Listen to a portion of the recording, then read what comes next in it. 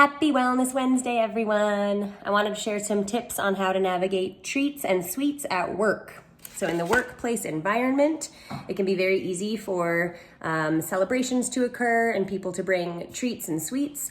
And some of you might just work in places where treats and sweets, see how many times I can say that, are just constantly present. So 3 tips. Number 1, share your goals or nutrition preferences or dietary preferences with your colleagues. It will help them understand what you are trying to achieve or how you're trying to eat. It might help inspire them as well, and make sure to thank them when they're willing to support you with your goals or help be mindful of the treats and sweets that they're bringing into the office. Number 2 is be the office health hero. So bring some healthy alternatives. That could be veggie trays and dip. If that's not as exciting or sweet for you, that could be some fruit with some whipped cream. Today at class, I mentioned maybe adding some like dark chocolate shavings on top of the fruit and whipped cream. That can add a little bit of extra sweetness, or some honey or cinnamon. Another great option is like protein muffins or protein bites, or baked goods that have maybe like Greek yogurt or cottage cheese involved to add some more protein. That can help make it a more balanced, indulgent treat. And then number 3 is just setting boundaries with yourself and your coworkers. Remember that saying no, like no thanks, not today, is totally fine.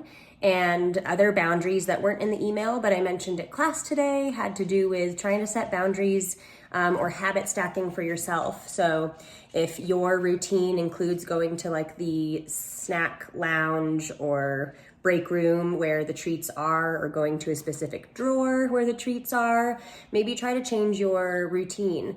Go for a walk outside or take a trip to the water fountain to fill your water versus going to the break room, so that you can try to avoid those. Last thing I wanted to share with you, I mentioned this at class as well.